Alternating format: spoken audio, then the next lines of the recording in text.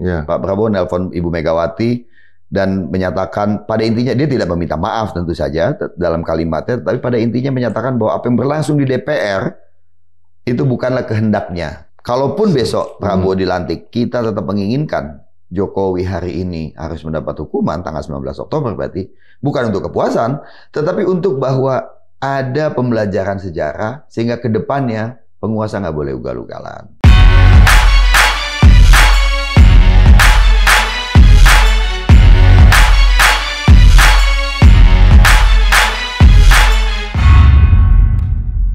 Sobat Madilog, kita jumpa lagi hari ini bersama saya Indra Jepiliang. Hari ini kita lihat, mungkin kita sangat tercengang dengan situasi di layar televisi, di mana mahasiswa bergerak, artis bergerak, kemudian ada bentrok juga dengan aparat gitu. Terkait dengan penolakan supaya rancangan undang-undang pilkada yang dibikin oleh Badan Legislasi DPR itu tidak jadi disahkan dalam rapat paripurna. Nah, hadir di sini kawan lama ini Alip Nur Herlambang. Ini sosok yang saya kenal lama ya, sebagai koordinator dari gerakan ini. Aksi hari ini apakah sesuai dengan ekspektasi atau terlalu luas? Memang ini luar biasa ini. Saya kira iya, apa yang berlangsung hari ini, Bung Indra, sangat luar biasa. Totalnya kan sebetulnya kita bisa bilang lebih dari 20-an kota ya. 20 kota? 20 kota lebih, mahasiswa, kemudian juga elemen masyarakat sipil di kotanya masing-masing bergerak. Tentu saja terbesar di Jakarta, karena memang sentrum persoalan ada di sini.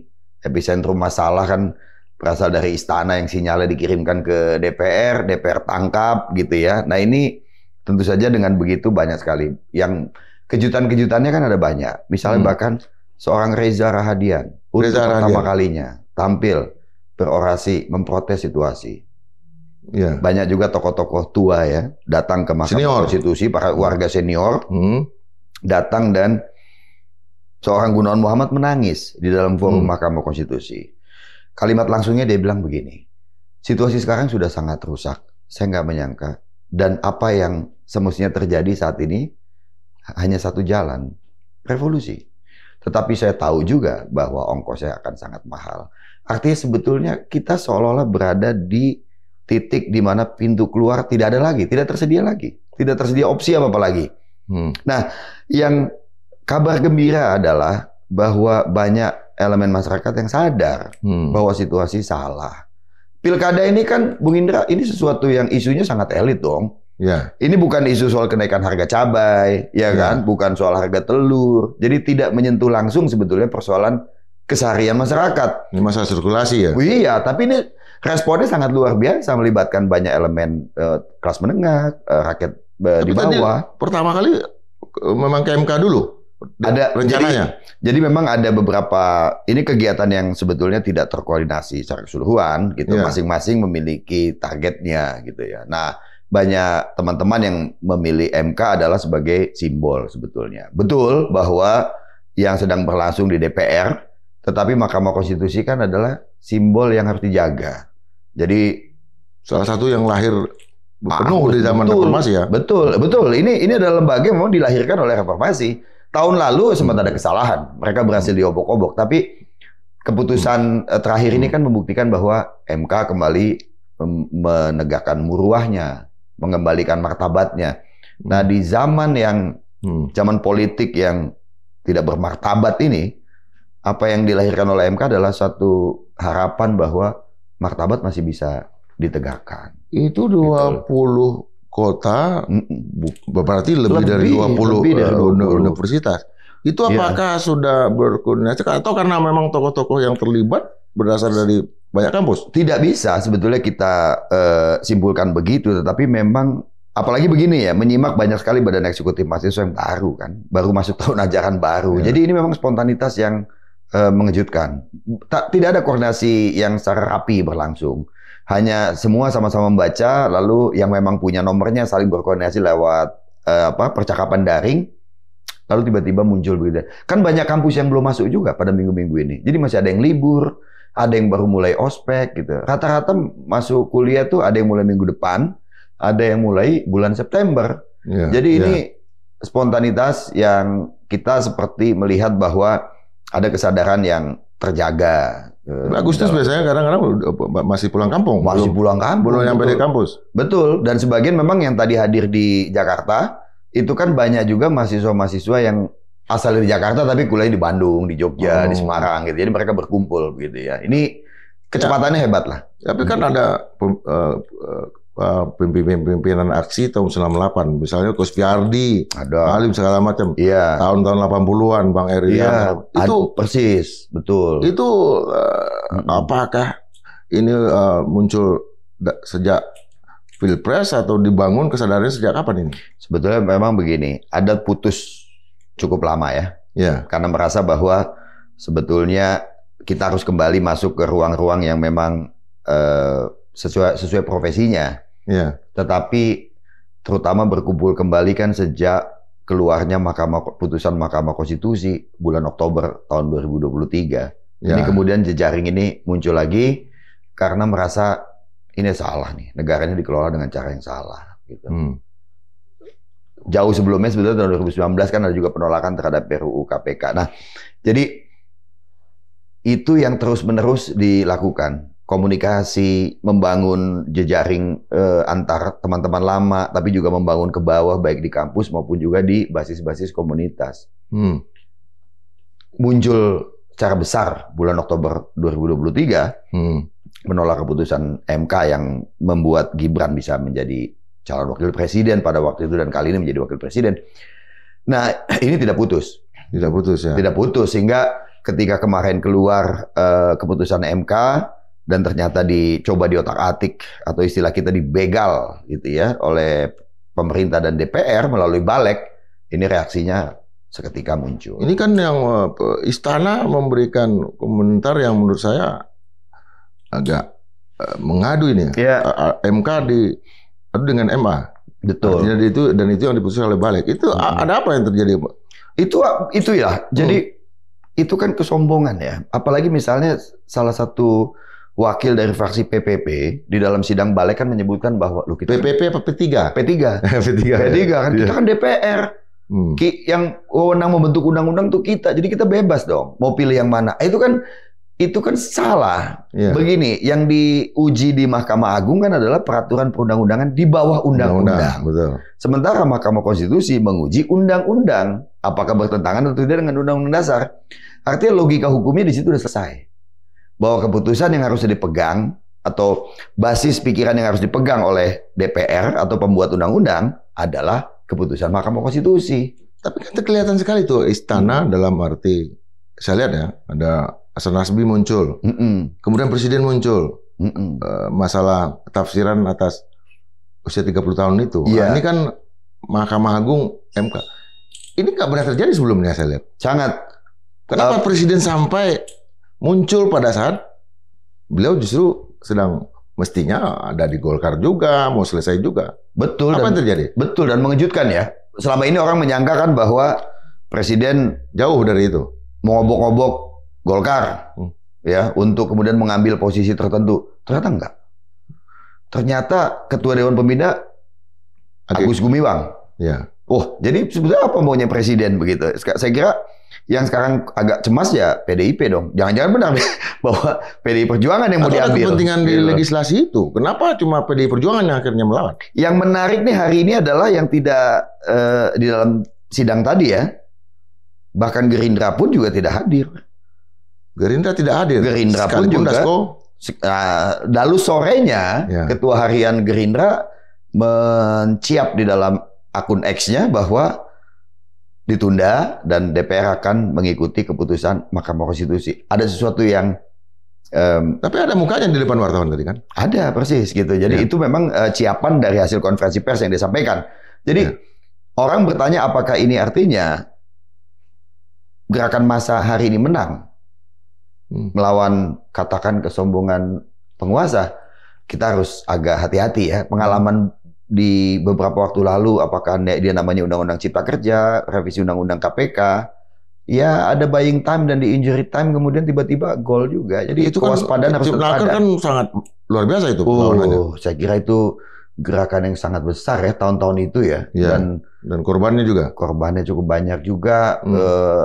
Kalau terhitung sejak tahun 98 ya, itu kan aksi terbesar dan aksi dengan korban yang cukup besar. Iya. Kalah juga. Di luar waktu habis Pilpres 2019 ya, kalah juga.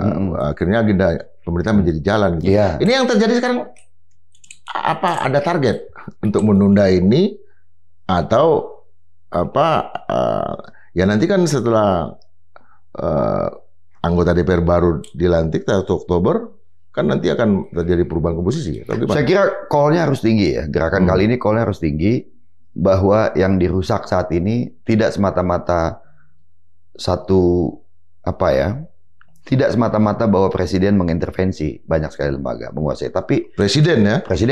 Tapi yang dirusak sebetulnya adalah amanat dari reformasi. Kan reformasi mengamanatkan kita menjalankan demokrasi secara betul-betul. Agar kekuasaan dibagi dan kekuasaan dibatasi. Dengan caranya, Joko Widodo dalam tahun-tahun belakangan memperlihatkan bahwa kekuasaan bisa dipegang satu orang dan bisa diatur semau-maunya. Itu kan sistem perilaku politik terutama terutama Bung Indra, rusak. Maka call-nya adalah Jokowi harus dihukum. Tapi sekarang kelihatannya yang mulai rusak memang partai-partai politik. Apa memang call-nya ke arah sana dulu atau langsung ke presidennya? Kan itu sebetulnya begini, kalau kita menyimak tahun 99, Bung Indra juga terlibat banyak di dalam kegiatan partai politik. Reformasi terjadi di banyak partai. Kalau PDIP nggak usah kita bilang. PDI Perjuangan kan memang muncul justru di situasi krisis dan dia tampil termasuk salah satu partai yang ikut memimpin reformasi. Tapi Golkar kan musuh mahasiswa pada saat itu. Tapi Bang Akbar pada saat itu mampu mereformasi Golkar sehingga juga memperoleh kursi yang cukup banyak, mendapat kepercayaan dari rakyat. Jadi pemilu tahun 99 menunjukkan bahwa partai politik punya kemauan dan kemampuan untuk memperbaiki diri, mereformasi, mengembalikan kepercayaan publik kepada partai, artinya sebetulnya kepada institusi demokrasi. Kan itu yang penting. Demokrasi kan institusinya harus bisa dipercaya, kalau tidak itu jalanan dan itu harus kita hindari sebetulnya kan. Jadi saya kira partai akan selalu bisa berubah untuk menjadi lebih baik. Persoalannya selama 10 tahun terakhir partai justru menjadi alat semata gitu untuk apa yang disebut sebagai legitimate authoritarian ini kan itu. Tapi yang kita lihat begini di jalanan mahasiswa sangat kuat. Artinya ada yang kelompok masa yang mereka jaga, tapi tukang pukulnya kayak masih senior gitu. Nah dulu kan ketika 98 kan kita semua berpikir dari 97 ya, bahwa kita akan menghadapi Pak Harto itu selama 2 tahun, 3 tahun, 15 tahun kita udah siap dengan jaga segala macam. Ini konsekuensi itu berapa lama ini? Apakah hanya sekedar kan mau terjadi pergantian presiden atau apa yang mau dicapai? Lebih jauh lagi dari itu. 20 Oktober atau 19 Oktober pun nanti, berarti kan 1 hari lagi presiden baru dilantik. Tetapi gerakan harus tetap menuntut agar Jokowinya harus dihukum. Ini simbol dari upaya kita memperbaiki sistem sebetulnya. Joko Widodo ini kebetulan dia seorang pribadi, tetapi yang kita maksudkan sebetulnya adalah Joko Widodo sebagai simbol perusak sistem demokrasi, mengacak-ngacak dan membegal begitu saja agenda-agenda reformasi. Nggak ada agenda reformasi yang jalan di dia. Otonomi daerah kan bukan dia yang bikin, dan dia malah juga melanggengkan kemunculan dinasti di lebih dari 140 kabupaten kota kan. 140 gitu. Ya, lebih kan. Indeks demokrasi terbaru ya. Hancur gitu. Nah, ini membuat rakyat harus juga melihat bahwa siapapun yang merusak demokrasi itu harus bisa diadili, harus bisa dihukum. Sehingga kemudian ini menjadi pembelajaran ke depan. Itu pertama. Yang kedua, kan kalau kita kembali kepada tahun 98 misalnya ya, kita bersiap tadi Bung Indra bilang, waduh, Soeharto ini masih lama. Gitu. Tetapi ada pertalian segitiga pada waktu itu. Yang pertama adalah gerakan massa yang siap. Yang kedua adalah elite yang sadar bahwa Pak Harto sudah keblinger, Soeharto sudah salah pada waktu itu. Yang ketiga adalah momentum krisis, baik di waktu itu multidimensi, baik di politik maupun di ekonomi. Nah, kita nggak perlu menunggu hancur-hancuran betul untuk itu, tetapi harus ada demoralisasi di tubuh TNI. Misalnya waktu itu kan betul-betul terbelah dan sebagainya, bahwa ini ada yang setuju pada reformasi TNI sehingga kemudian juga mendukung pada gerakan massa. Itu memang syarat-syarat objektif yang sebetulnya memadai. Tetapi syarat itu jangan menjadi ganjalan gitu. Gerakan massa harus terus saja muncul. Karena pada dasarnya ya karena ini forum namanya Madilog ya. Mau tidak mau kita mengacu sedikit pada Tan Malaka juga gitu kan. Masa aksi gitu. Masa aksi lah yang akan melahirkan pemimpin, masa aksi lah yang akan memaksa mereka yang keliru untuk menjadi benar, mereka yang salah untuk dihukum. Jadi masa aksi harus menjadi prosedur, proses, dan juga cara kita melakukan perubahan. Tentu yang dimaksud Tan Malaka bukan satu gerakan brutal gitu ya dalam soal ini. Dan di zaman digital ini kan masa aksi memiliki 3 dimensinya sendiri. Apa itu? Yang pertama tentu saja adalah betulan ada di jalan, begitu kan? Yang kedua adalah tentu ruang-ruang digital yang juga harus diisi. Jadi teman-teman yang agak masih punya penyakit bangun siang nggak bisa ikut demo gitu kan. Tapi mereka bisa juga menjadi ada tokoh-tokoh yang memunculkan simulakra ya. Betul. Iya, dalam Baudelaire ya gitu kan, harus ada simulasi dan simulakra itu simulakra dalam konteks dalam pemikiran Baudelaire itu. Jadi yang ketiga adalah bagaimana ini dijahit ya, dua kekuatan antara ruang digital dan ruang nyata di jalanan. Sekarang kelihatannya ada usaha untuk menjahit ini di media, bukan hanya para netizen tapi jurnalis ini, para aktivis di dunia jurnalisme, karena dan para profesor yang sebetulnya masih muda-muda. Betul, masih muda-muda. Jadi yang pertama media dulu. Media sebetulnya sudah melakukan upaya ini sejak 2019. 2019 sudah melakukannya. Dan sekarang kelihatannya sudah pada titik sebel karena selama beberapa tahun kan kesel ya. Karena kan banyak pemret yang dipanggil atau pemret yang diundang makan untuk sebetulnya kemudian mendapatkan peringatan-peringatan. Jadi ada perlawanan itu. Ada perlawanan paling tidak di level newsroom ya. Teman-teman redaksi untuk kemudian nggak bisa nih. Jadi ini gerakan massa tuh menjadi feeding buat mereka. Kan nggak bisa ditolak. Kalau media bikin yang aneh-aneh duluan, ya dia bisa dipanggil. Tapi kalau dia cuma menangkap sinyal dari lapangan dan dia memberitakannya secara besar dengan angle-nya, pada dasarnya angle mendukung gerakan, nggak bisa disalahin. Lalu kalau profesor-profesor ini memang diuntungkan juga dengan situasi beberapa tahun belakangan ini yang memang mensyaratkan universitas masuk ke dalam yang disebut sebagai universitas kelas dunia. Jadi banyak sekali doktor-doktor dan profesor-profesor baru. Nah ini banyak juga yang adalah kan alumni-alumni 98. Jadi mereka balik ke kampus. Dan di luar negeri banyak itu. Banyak sekali dan punya akses langsung ke mahasiswa. Ini menarik sekali. Fenomena sekarang ini menarik banget. Nah, artinya ini satu situasi yang jangan-jangan ini tidak diantisipasi sama istana, karena terjadi pertemuan antara presiden dengan PBNU kalau nggak salah tadi membicarakan tambang. Biasanya kalau mau ada aksi ini, presiden katanya ke bandara segala macam. Kenapa itu? Apa terlalu percaya diri? Hari ini kita bisa bilang ada beberapa hal yang tidak diantisipasi dan mengejutkan. Karena kan soliditas di tingkat mereka udah cukup kuat dong. Bayangin, hanya tinggal PDIP yang berada di luar koalisi. PDI Perjuangan PDI Perjuangan yang di luar koalisi. Yang lainnya kan sudah. Dan paling sibuk sekarang PDI Perjuangan dengan SK Pilkada. Yang lain udah selesai. Iya, yang lain udah kelar. Mereka masih nunggu, gitu kan. Ibu Mega juga masih mikir-mikir pada saat itu. Jadi, ini mudah nih diakalinnya. Hitungan kertas, matematikanya, Kim plus ini kan Kim plus ya. Kim plus ini pasti menang lebih dari 60%. Kabupaten, kota, dan provinsi. Oh, itu ucapan Ketua Umum Bahlil itu? Persis. Udah di tangan itu kemenangan. tiba-tiba ada muncul perlawanan di lebih dari 20 kota. Nah, ini pasti mengejutkan. Bukan berarti kita percaya diri ya, tetapi ada beberapa hal yang tidak diantisipasi. Itu yang membuat kemudian Ketua Harian Gerindra itu menyatakan statement seperti diucapkan dia tadi bahwa akan ditunda pada tanggal 27. Lalu yang kedua, saya dengar juga Pak Prabowo menelpon Ibu Megawati. Oh ya.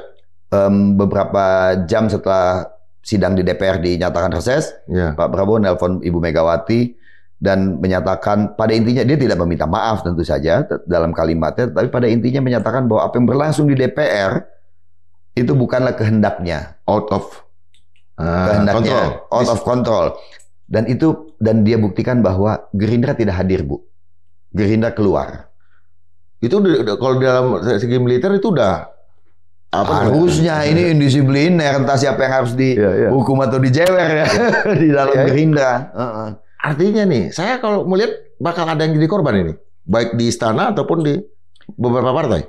Mestinya, tapi kalau kita melihat perilaku politik Jokowi, itu semua kan akan membuat dia tuh bisa mempertemukan semua pihak, dan semua pihak itu berada di dalam senarionya. Katakan misalnya Mr. X di dalam Gerindra yang bisa ditegur oleh Prabowo kan mestinya dong, kok bisa ada begini begitu ya. Mestinya dia bisa ibaratnya kakinya bisa ditaruh di bawah ini nih, kaki meja ya untuk didudukin, untuk sebentar digencet. Tapi kan Jokowi nggak akan melakukan itu. Tapi akan membuat semua kalangan kemudian saling berangkulan, dan rangkulan itu menguntungkan dia. Intinya adalah kelihatannya apa yang terjadi saat ini semua orang nggak mau disalahin nih. Hari ini semua orang nggak mau disalahin. Hari ini itu bisa backfire. Itu harus diharapkan kan? Diharapkan ya. itu harus diharapkan. Presiden terpidana, saya masih ingat tuh kolom saya di Tempo dulu. Persis, kan? Betul. Pahlawan terpidana. Karena banyak sekali penghargaan dari mana-mana segala macam. Yang kita harapkan tentu saja sebetulnya adalah perpecahan di kubu elite. Perpecahan dalam arti positif ya. Artinya kan begini. Oligark ini kalau elit, aku ya elit juga. Elit juga betul. Elit juga elit. Elit dalam pengertian civil society. 3% dari orang yang pernah bisa sarjana. Itu kan elit ya. Elit ya, betul. 3% penduduk yang bisa jadi sarjana itu elit. Jadi jurnalis, bisa bicara, bisa betul. Nah, dalam pengertian bahwa di kalangan oligark ini pecah itu dalam pengertian bahwa ada kesadaran yang muncul. Nah, kan itu yang diharapkan. Ada bisul-bisul yang pecah. Ya. Itu yang diharapkan. Perpecahan semacam itu bukan berarti bangsa ini pecah kan. Itu kan artinya ada bahwa kemudian ada kubu di tingkat para penguasa itu yang kemudian sadar bahwa saya harus berpihak kepada masyarakat. Artinya yang dibayangkan ke depan itu 5 tahun ke depan tuh yang kita lihat itu dulu Pak Harto kita lihat tiap hari juga ya kadang-kadang rindu juga nggak ngeliat Pak Harto. Sekarang 5 tahun ke depan kayaknya orangnya itu aja. Ada satu situasi civil society ini kok jadi ya enak tadi. Iya, ini kerjaan besar sebetulnya, jangan hanya masyarakat sipil, terutama dalam masyarakat politik. Kan ke depan ini kemudian orang cuma ngeliat 4 keluarga ya, atau 5 ya. 1 keluarga Jokowi, yang kedua keluarga Prabowo. Kan walaupun Prabowo cuma punya anak Didi, tapi kan jangan lupa banyak mulai ada yang lain kan. Ponakan segala macam. Iya kan, ada Tommy, ada Sarah, macam-macam kan. Yang ketiga adalah keluarga Yudhoyono. Oh iya. Dan jangan lupa keluarga Megawati. Ibu Mega tetap punya. Jadi ada ya, kalau Pak Surya Paloh mau diikutkan boleh juga. Berarti kan ada 4 sampai 5 lah gitu ya. Iya. Orang lihat hanya itu tuh kansnya untuk 2029. Nah, ini kan sebetulnya nggak boleh begitu. Harus ada muncul dong. Ya nggak, masa kita nggak lihat di Sumatera Barat Indra J. Piliang sebagai gubernur misalnya gitu kan. Sekalipun harus ada begitu. Gajinya kecil, Bos. Tapi dulu pernah dicoba oleh Jeffrey Giovanni kan untuk itu kan di banyak. Nah, ini kerja berat. Kerja besar yang seharusnya bukan menjadi PR-nya masyarakat sipil. Ini harus jadi PR-nya masyarakat politik. Jadi di dalam partai memang harus ada perubahan paradigma dan gerakan. Kalau mau demokrasi kita ini benar ya. Yang paling dikhawatirkan apa terutama yang para senior ini? Kalau pikirannya bahwa demokrasi mati, segala macam. Kita kan dulu kan kita bilang tukang kritik mati, penyair mati, penulis mati kan. Kalau kita sebagai yang berada di ranah intelijen ya, itu apa kekhawatiran terbesarnya, Bang Gunawan Muhammad? Kelihatannya kan begini bahwa memang apa salahnya kalau setelah Bu Mega, Ketua Umum PDIP, Mbak Puan, ya, apa salahnya? Karena dia mampu dan sebagainya. Ya salah, karena meritokrasi belum melembaga di kita. Iya. Kalau meritokrasi melembaga di kita, belum tentu Puan Maharani bisa jadi ketua DPR atau Agus Yudhoyono. Kalau meritokrasi melembaga di Indonesia, ya Andi Malarangang bisa lebih cocok jadi ketua umum Partai Demokrat misalnya. Itu pendukung Anas Urbaningrum. Oke. Misalnya kan gitu. Iya. Jadi oke. Ya. Tentu salah. Begitu. Itu kesalahan dan itu kekhawatiran karena kalau kemudian proses ini langgeng, yang melembaga adalah darah, begitu ya, bahwa kalau bapaknya atau ibunya ketua umum partai, maka selanjutnya adalah anaknya, yang juga dicoba dilanjutkan oleh Surya Paloh kan? Iya. Nah itu kan, ya nggak bisa. Kalau itu yang melembaga, repot. Artinya yang kita lihat adalah seperti China yang dijajah Mongol ya. Persis. Mongolia yang menguasai dan yang datang ke Singosari kan sebetulnya Mongol, bukan Cina. Betul, yang hidungnya kemudian dipotong akhirnya. Iya. Kalau di Jepang, pengalaman di Jepang, klan-klannya. Nah, di Jepang ini kan ada misalnya Shogun terakhir ya, yang berusaha untuk menyatukan Jepang secara keseluruhan. Tapi kan kemudian sebetulnya juga kita lihat sebegitu dihormatinya keluarga ini sampai hari ini. Iya. Begitu dihormati. Tetapi kan Jepang pada waktu itu kan kemudian juga melihat ini harus dilawan. Iya. Ya, karena kemudian membuat Jepang tertutup dari kemajuan. Iya. Nah, pranata yang ada atau lembaga yang ada tinggal kaisar. Pada saat itu untuk melawan shogunat. Shogun ya. Akhirnya Meiji berhasil merestorasi itu. Petualangan politik berikutnya itulah yang membuat kemudian Jepang akhirnya harus jatuh terlibat di dalam Perang Dunia Kedua. Itu Harubumi ya. Kita kan aneh-aneh kan Alif nih banyak di luar ya. Banyak di luar tinggal kan? Ya, waktu itu bekerja untuk Palang Merah. Iya. Artinya kan lingkungan strategik seperti ini yang dihadapi oleh bangsa Indonesia. Kekhawatiran kita, saya juga punya anak Pak. Iya. Segala macam. Ya saya pikir anak saya nanti kalau ini yang mereka lihat tiap hari dan segala macam, apa? Bagaimana nanti? Kita katanya Indonesia Emas, tapi Indonesia Emas itu adalah kita menjadi bangsa pemenang di antara bangsa-bangsa lain. Betul. Apa itu? Tahun 2019 ada satu peristiwa mengharukan buat saya. Begitu juga nanti tahun 2020. Sewaktu saya harus satu lapangan aksi bersama putri saya yang waktu itu mahasiswa. Astaga. Itu kaget. Itu kaget kan? Ketemu bahwa dan nggak merencanakan. Nggak merencanakan. Gitu. Saya nggak mendidik anak saya untuk jadi demonstran kan? Pasti melarang. Nggak pasti. Kita cemas-cemas juga kalau dia dipukul brimob apalagi dia perempuan. Tapi kita bertemu di lapangan. Ini artinya, waduh. Sejak itu kita udah tahu bahwa ini salah nih. Biasanya di lapangan cuma Ahmad Taufik ya. Pakai cincin merah. Betul. Iya, cincin merah. Iya. Ini begitu. Nah, kembali tadi. Tapi sebetulnya begini. Gejala ini bukan kabar gembira sih. Tapi ini kan gejala yang memang secara global ya. Pengamat internasional, katakan saya bisa gini. Seorang chief editor dari Foreign Affairs, Gideon Rahman, dia harus mengakui kepada pembacanya. Kami salah membaca gejala dunia. Putin muncul 1 Januari 2000. Lalu disusul oleh Xi Jinping. Disusul oleh Erdogan di Turki. Orban di Hungaria. Semua disambut mula-mula sebagai pembaru. Xi Jinping juga dianggap, kalau gini kayak 2-3 tahun lagi kita akan melihat Cina terbuka. Demokrasi tumbuh. Nggak semua. Nggak jadi semuanya. Batal. Lalu mereka salah baca kelahiran apa yang disebut sebagai the strong man, begitu. Jokowi juga telat dibaca oleh semua orang, kecuali Filipina misalnya. Filipina juga telat dibaca karena kan kemudian menganggap bertempur sampai hari ini. Bertempur sampai hari ini karena dianggap mula-mula waktu itu saya lupa yang membunuh para narkoba itu, kan dianggap ini orang bagus mula-mula. Jokowi kan juga dianggap orang bagus. Kenapa yang salah membaca atau yang membacakan salah? harapannya kayaknya yang terlalu tinggi ya. Jadi ada dua problem memang. Setelah Perang Dingin berakhir, demokrasi memang nggak lagi penting. Kelihatannya begitu. Dulu pun juga jangan-jangan tidak penting bagi Amerika, tetapi itu kan jualannya. Setelah Perang Dingin berakhir, sebetulnya kan percakapan tentang demokrasi berhenti. Yang ada adalah percakapan bagaimana ekonomi growth. Tapi 10 tahun yang lalu kan kita masih melihat punya 40-100 orang peneliti luar negeri di Indonesia. Iya. Karena misalnya teman-teman saya di CSS, mereka dari banyak negara. Sekarang minat mereka untuk mempelajari Indonesia minim. Tinggal Australia kan sekarang paling tidak. Ya sekarang mungkin ada tulisan-tulisan apa jurnalisnya ya. Iya, atau VOA, si Eva juga orang Indonesia juga. Betul. 10 tahun lalu bahkan begini, di periode terakhir Yudhoyono kan. Semua futurolog juga kumpul melihat bahwa ke depan demokrasi Indonesia akan berkembang dengan baik setelah terbentuknya Bali Democratic Forum pada waktu itu. Betul. Salah juga.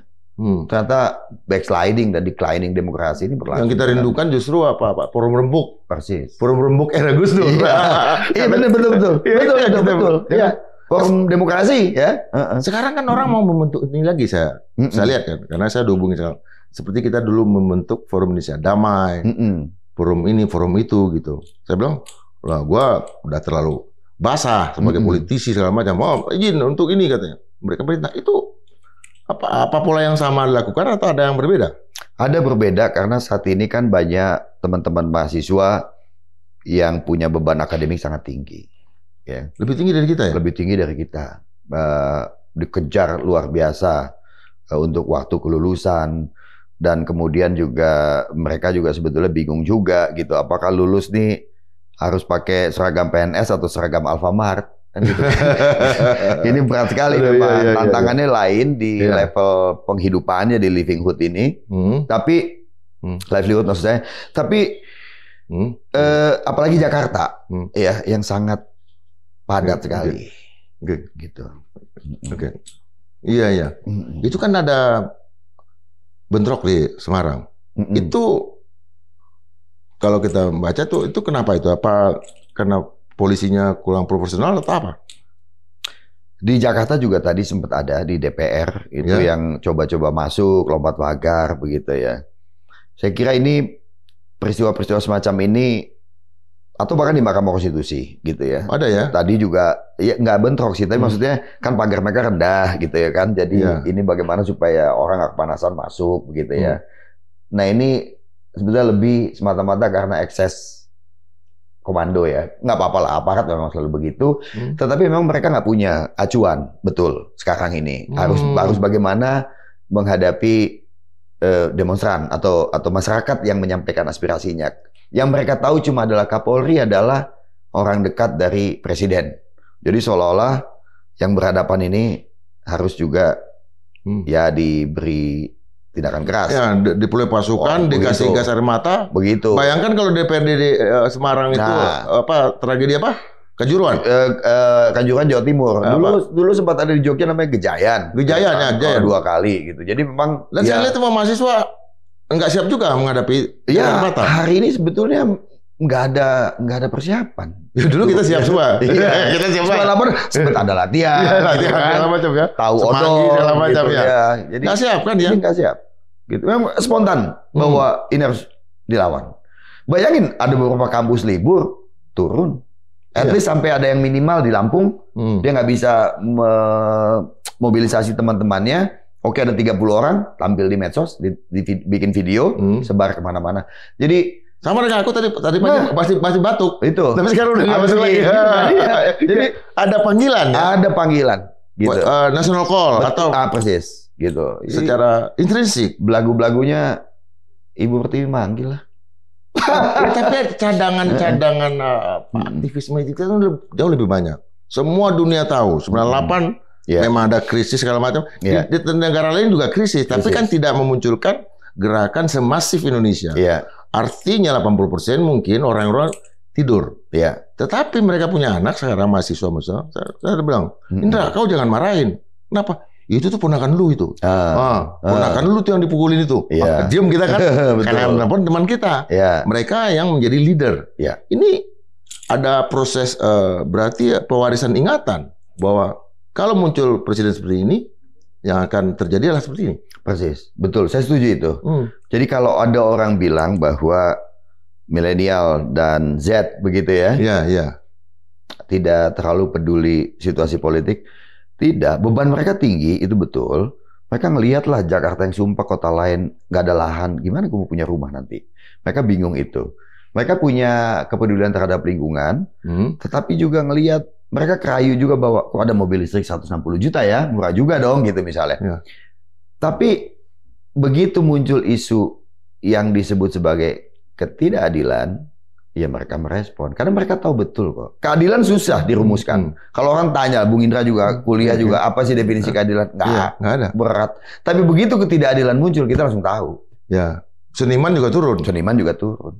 Iya. Gitu loh. Anak-anak milenial sekarang anak saya 16 tahun kan. Iya. Kalau dia lihat poskos, ayah kenapa ya menit kesekian segala macam, dan ayah menggugat tanpa data. Dia tahu ya. Dia tahu ya. Dia tahu. Berarti dia selama ini ngikutin. Ya. Jadi mereka pasti memperhatikan. Mereka ngikuti. Apakah misalnya dengan begitu ya, kita bisa bilang bahwa mereka apolitis? Ya enggak.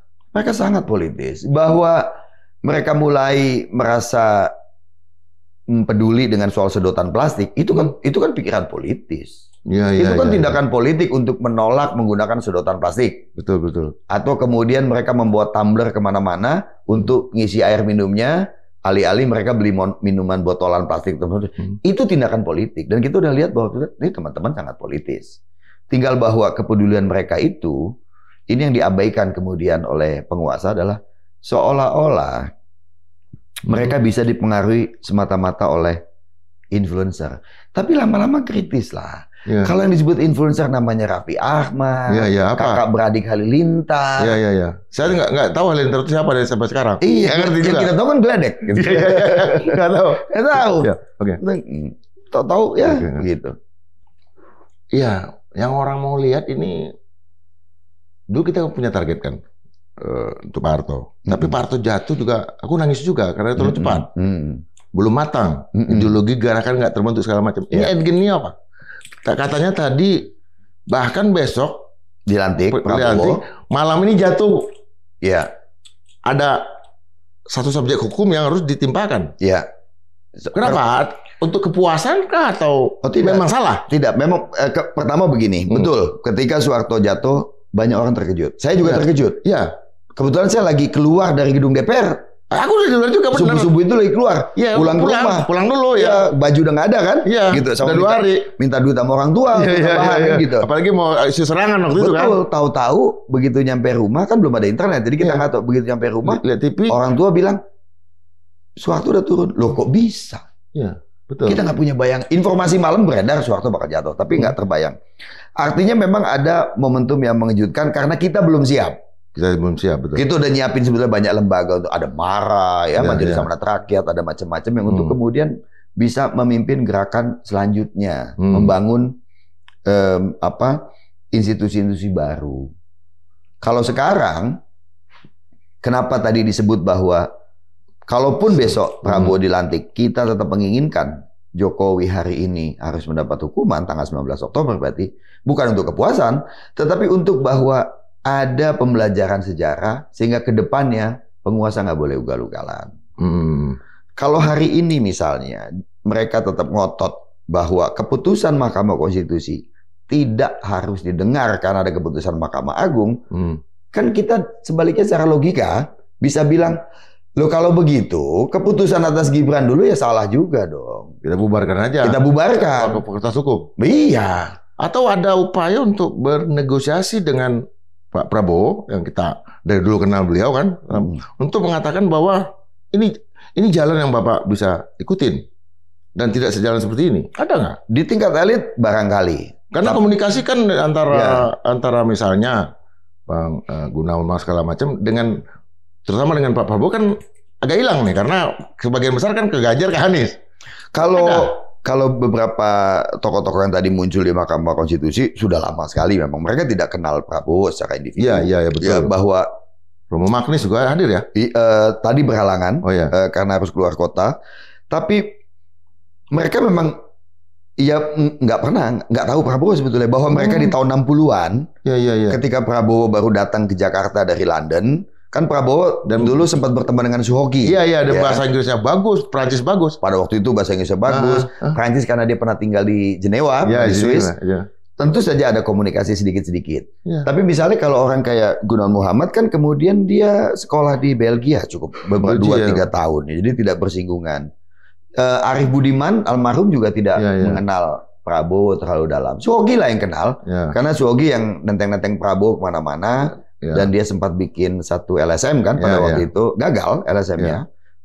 Dalam buku hariannya kan Suhoki juga menyebut ini orang sulit diarahkan.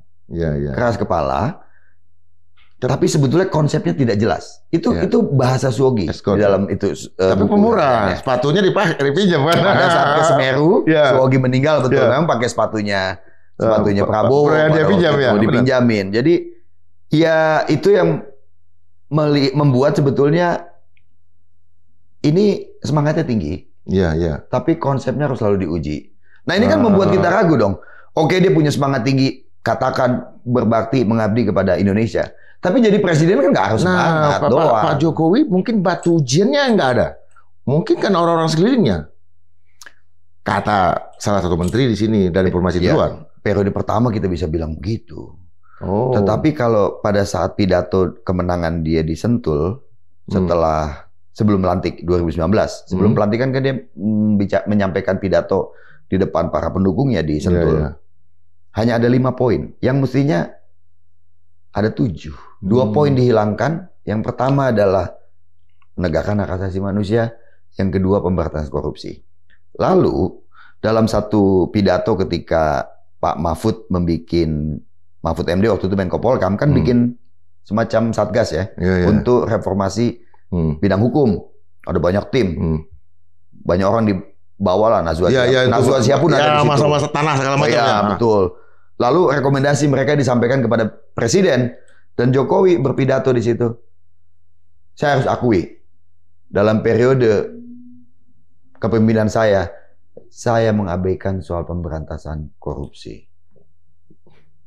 Off the record barangkali percakapan itu, tapi ya orang hari ini apa gunanya off the record Presiden pada saat itu? Artinya itu yang diucapkan adalah kebenaran kan, bahwa memang dia mengabaikan masalah-masalah HAM dan pemberantasan korupsi. Artinya begini, kita menunggu seorang wajah polos yang di atas kapal penisi. Dan aku yang di atas kan. 2000 kan sebelum dia pidato kan aku periksa semua tuh.